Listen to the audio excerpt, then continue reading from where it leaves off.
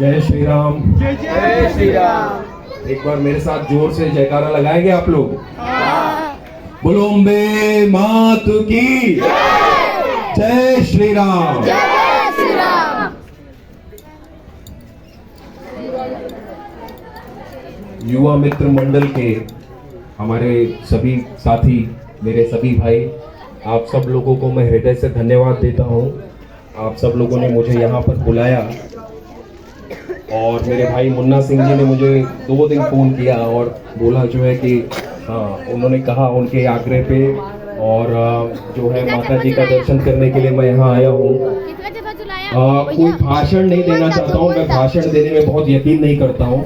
यहाँ पर जितने लोग खड़े हैं ज़्यादातर मेरे भाई हैं, कई बार हमने साथ में काम भी किया है, तो कुछ निवेदन करना चाहता हूँ। आप लोगों का ये बड़ा भाई मानो, छोटा भाई मानो, आप लोगों से हाथ जोड़ के कुछ निवेदन करना चाहता है। और यहाँ पर जो भी हमारी माताएं बहनें आप लोग यहाँ पर उपस्थित हैं, उनसे बस 2 शब्द कहना चाहता हूँ, कोई भाषण नहीं देना मुझे। सबसे पहली चीज, हम जब यहाँ पर आए तो ये जो स्थान है ये बड़ा ही पवित्र स्थान है। यहाँ पर माता आदि शक्ति की आप सब लोगों ने स्थापना करी है। तो ये जो आदि शक्ति का जो ये स्थान है, इस स्थान से बड़ा महत्व किसी भी व्यक्ति का नहीं हो सकता। भले वो शिव कुमार पांडे हो, भले वो प्रधानमंत्री नरेंद्र मोदी भी आ जाएं, तो भी उनका महत्व हमारी माता जगत जननी आदि शक्ति से ज्यादा नहीं है।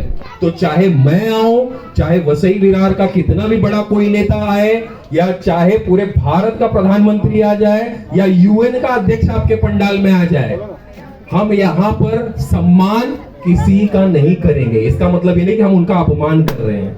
हमें सम्मान की अपेक्षा नहीं, हमें उनके स्वागत की अपेक्षा नहीं करनी चाहिए। हमें यहाँ पर जो कोई भी आया है तो उनको हम माता रानी का, अभी ये जो आपने मुझे दिया, मैं इसको सत्कार का चिन्ह नहीं मानता हूँ। और आप लोगों से निवेदन है, ये गमला और ये सब देना पंडाल में, ये एक कुप्रथा मुझे लगती है। शास्त्रों में ऐसा वर्णन है कि जब हमसे श्रेष्ठ कोई है, या हमारा इष्ट बैठा है, हमारे जिनका हम पूजा करते हैं वो बैठे हैं, हमारे गुरुजन बैठे हैं, तो उनके सामने हमें सम्मान ग्रहण नहीं करना चाहिए। तो यहाँ पर भगवान के सामने सम्मान ग्रहण करना, ये भगवान की उपेक्षा है। इसीलिए आप सब लोगों से मेरा हाथ जोड़कर निवेदन है, यहाँ पर जो भी है उन्हें माता रानी का प्रसाद दीजिए। प्रसाद पा लेना ये बहुत बड़ा अनुग्रह, बहुत बड़ी कृपा है। मेरी बहुत बड़ा मेरा सौभाग्य है कि आप लोगों के हाथ से मुझे प्रसाद मिला, ठीक है ना। यहाँ मैं कोई बहुत बड़ी कोई चीज नहीं हूँ कि यहाँ पर मुझे सम्मान चाहिए। ये भाव हम लोगों को निकाल देना है। जब हमने यहाँ पर स्थापना करी है, मेरे कुछ भाई बजरंग दल से भी यहाँ जुड़े हैं। आप सबको पता है बजरंग दल एक हिंदूवादी संस्था है, ठीक है ना। तो हमारा काम क्या है कि समाज में संदेश जाए, हमारे कृत्यों से संदेश जाना चाहिए। तो वो संदेश, जब हम कोई कार्य कर रहे हैं तो उसका संदेश लोगों में पहुंचे, ठीक है ना। तो ये मैंने पहली बात कही। दूसरी बात ये, आप सब लोगों ने देखा होगा यहाँ पर 15-20 साल पहले जो त्योहारों में रौनक होती थी, क्या आज वो रौनक है? क्या है? मैया लोग बाहर जो है, जवाब दीजिए, क्या जो पहले त्योहारों में रौनक दिखती थी आज है क्या? उसका कारण क्या है? उसका कारण ये है कि हमने भाव को प्राथमिकता नहीं दी है। हमने डेकोरेशन को, हमने इसकी मूर्ति इतनी बड़ी है तो मेरी मूर्ति इतनी बड़ी आएगी, उसने रखा है तो मैं भी रखूंगा, ये सारी भावनाओं के कारण हमने भाव को पीछे छोड़ दिया है। मेरा आप सबसे निवेदन है कि भाव को सबसे पहले रखिए। आपके अंदर श्रद्धा, आपके अंदर भक्ति सबसे पहले होनी चाहिए, कोई भी दूसरी चीज हो ना हो। शास्त्र भी यही कहते हैं कि भाव सर्वोपरि है। अगर आपके अंदर भाव है, आपके पास जलाने के लिए कपूर नहीं है तो भी चलेगा, पर आपका भाव सच्चा होना चाहिए। मैंने अभी पिछले पंडालों में भी कहा कि महाराष्ट्र में जिस हिसाब से गणेश उत्सव मनाया जाता है, जिस हिसाब से गणेश उत्सव घर घर में मनाया जाता है, गली मोहल्लों में हर जगह मनाया जाता है, उस हिसाब से स्थिति ये होनी चाहिए थी कि भगवान की मूर्ति बिठाने की आवश्यकता ही न पड़े, स्वयं साक्षात भगवान दर्शन दे। पर ऐसा हो रहा है क्या? नहीं हो रहा है। क्यों नहीं हो रहा है पता है? इसलिए नहीं हो रहा है कि जब हम गणेश भगवान को लेकर के आते हैं तो अश्लील गाने बजा करके नृत्य करते हैं उसके सामने। जब विसर्जन करने जाते हैं तो दारू पी करके नाचते हैं। क्या ये करने से जो गणेश भगवान जो बुद्धि के देवता है, जो विवेक के देवता है, जो श्रद्धा सबूरी के देवता है, क्या आपको लगता है प्रसन्न होंगे? वो उल्टा ऐसा करने वालों की बुद्धि विकृत होगी, बुद्धि भ्रष्ट होगी। और त्योहारों में ये जो त्योहार हम मनाते हैं, ये क्या लगता है? ये गरबा पंडाल ये आप लोगों ने रखा है?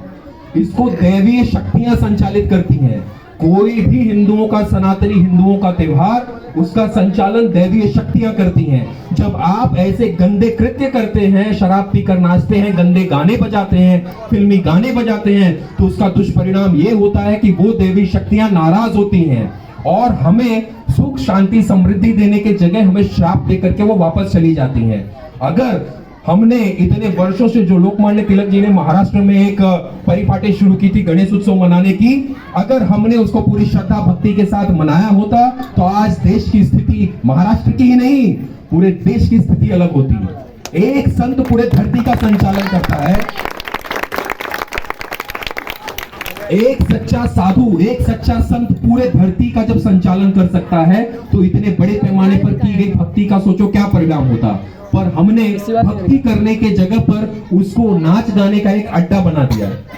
और मैं बड़े दुख के साथ कह रहा हूं कि आज हमारे जो गरबा पंडाल हैं, इतनी बढ़िया हमारे देश की संस्कृति, जिसको देखने के लिए, जिसमें पैदा होने के लिए विदेश के पता नहीं लाखों करोड़ों लोग लालायित होते हैं कि शायद काश हम भारत की धरती में पैदा होते, भारत की मिट्टी में, धूल में, मिट्टी में खेल करके हम बड़े हुए होते। हमें अपने भारत की संस्कृति की, अपने सभ्यता की, अपने त्योहारों का कोई महत्व नहीं पता है। हम में से किसी को पता है गरबा का क्या महत्व है? कोई गरबा जानते हैं? गरबा क्या होता है? नहीं जानते ना?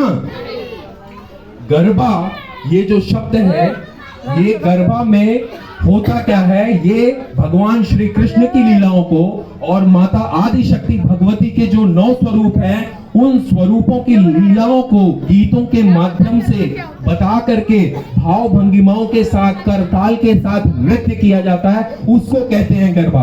पर जब हमारे पंडालों में गाना बजता है कि जवानी हो दीवानी जिंदाबाद, क्या हमने अपनी माताओं बहनों का यहाँ नुमाइश लगाया हुआ है कि उनकी जवानी दिखाने के लिए हम बुला रहे हैं लोगों को? ये धिक्कार का विषय है, ये हम सब लोगों के लिए धिक्कार का विषय है। हम खुद को गर्त में ढकेल रहे हैं। क्यों? किसी के पंडाल में हम देख रहे हैं कि वहां पर जुम्मे की रात गाना बजता है तो लोग बहुत बढ़िया नाचते हैं, तो मेरे पंडाल में बजाऊंगा तो मेरे पंडाल में भी लोग नाचेंगे। अरे बेवकूफों, वो तो अपने आप को गर्त में डाल चुका है, उसकी तो दुर्दशा होने ही वाली है। उसको देख के तुम अपनी स्थिति क्यों बिगाड़ते हो? और जितने हिंदुओं को, जितनी माताओं बहनों को आप गलत रास्ते पर ढकेल रहे हो, आखिर उसका पाप किसके सर पर जाएगा? तो क्या इन गरबा पंडालों में फिल्मों के अश्लील गाने बजने चाहिए? नहीं। क्या हमारे पास भक्ति के गीतों की, माता के गीतों की क्या कमी है क्या? नहीं। और अगर हम भक्ति के गीतों पर नाच नहीं सकते, नृत्य नहीं कर सकते, तो हमारे अंदर खोट है। अपने आप को जांच करना।